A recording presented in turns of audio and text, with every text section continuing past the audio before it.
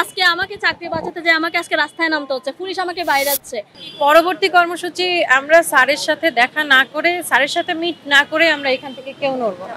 যে এইখানে আজকে যেটা হয়েছে বাংলাদেশের ইতিহাসে মনে হয় এটা প্রথম ঘটনা যে উইমেন্স ভায়োলেন্স। আমাদের উপদেষ্টা মহোদয়রা সারা বিশ্বের দরবারে নারী ক্ষমতায়ন, নারীর জন্য কাজ করা, নারীদের নিয়ে এত বড় বড় কথা বলে ওনারা হচ্ছে গিয়ে করতেছে, কি বলে, প্রশংসা কুড়াইতেছে। সেখানে আমাদের উপদেষ্টা নিজে এতগুলা মেয়ের পেটে লাথি মারতেছে।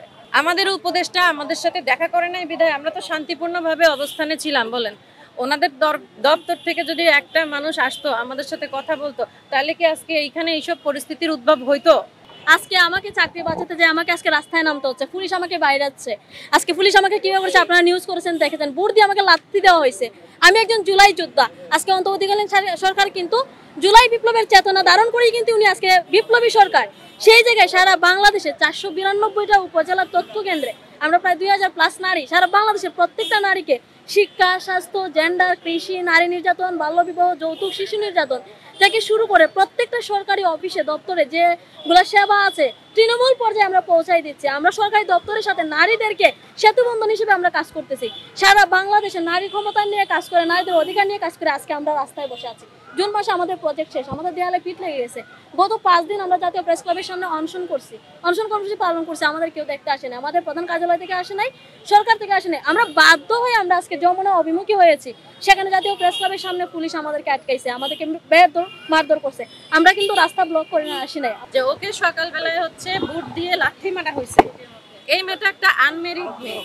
ইন ফিউচারে যদি সে মা হইতে না পারে, এই দায়টা কার? সরকারের? এই দায় কি মহিলা শিশু বিষয়ক মন্ত্রণালয়ের অ্যাডভাইজারের, যিনি ওর চাকরিটা নিয়ে গিয়ে ওর পথে বসাইতেছে ওনার? পুলিশ কি মানুষের প্রোটেকশনের জন্য, না পুলিশ নিরপরাধ মানুষকে শাস্তি দেওয়ার জন্য? কোনটা? সব জায়গায় কি নারীদের সাথে বৈষম্য হবে? এই দরজার মধ্যে এইখানে হাসনাত এসে এনসিপির পার্টি নিয়ে বসে যায়, পুলিশ তাদের আপ্যায়ন করে। এইখানে এসে বিএনপির লোকজন বসে যায়, পুলিশ তাদের আপ্যায়ন করে। আর এইখানে অল্প কিছু নারী আসছে, এই জন্য পুলিশ তাদের প্রহার করবে?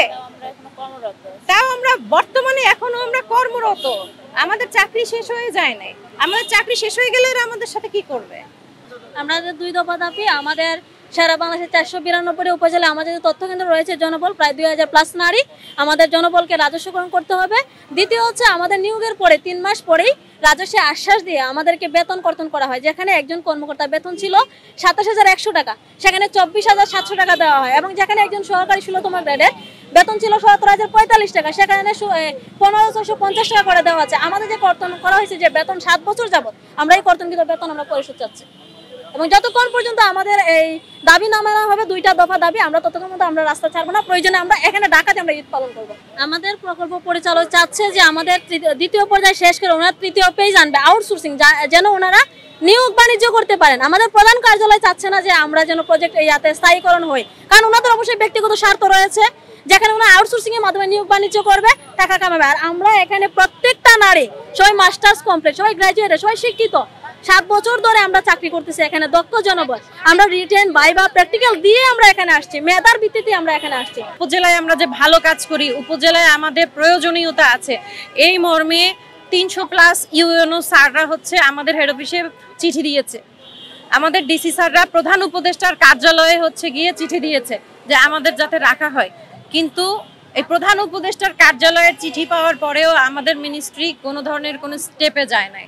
তার মানে হচ্ছে ওনারা হাতে ধরে জেনে বুঝে এই 2000 মেয়ের পেটে লাথি মারতেছে।